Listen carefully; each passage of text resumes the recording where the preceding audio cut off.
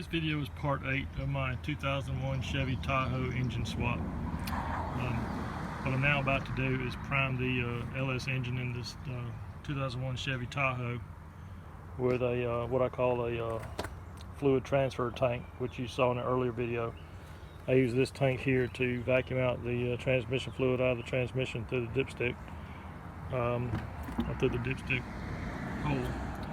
And what I'm now about to do is fill this tank with about 2 quarts of oil and use compressed air to blow or push the oil into the engine.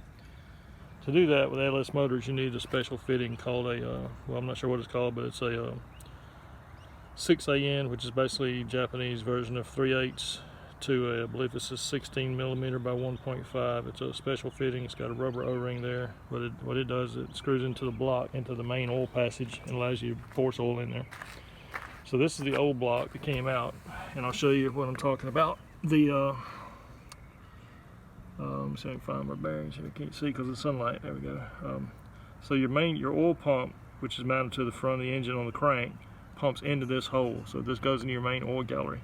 And you see, if you follow this straight out to the side here, there's a plug on the oil gallery. Actually runs down the block that way, and that's the plug on this end. So tied into the side of that gallery is a hole right there. You see that hole right there. So in that hole, this fitting screws into that hole just like that, and you have to seat it up against the O-ring. Once that's in there, you now have direct access to pump oil into the main oil gallery. So what you're going to do is backfeed the oil pump and hopefully prime the oil pump, but at the same time you're going to force oil down the oil gallery through the oil filter and then in through into the entire engine. What I plan to do is take about 2 quarts of brand new oil and force it through this hole and watch for it to come out. What I'm going to do is take this side, get this side valve cover off, and as I'm pumping this oil through there, or forcing it with compressed air, watch for oil to come out through the lifter, top of the lifters, or excuse me, top of the push rods. And that way I know I've pumped oil under pressure throughout the entire engine, and also filled up the oil filter. So that's what I'm about to do. And once I get going, once I'm starting to pump, I'll restart the video and show you. Here's the new engine, and you can see the plug I have to take out is right there. That's the access to the oil gallery on this brand new engine, and I believe it's an 8mm Allen drive.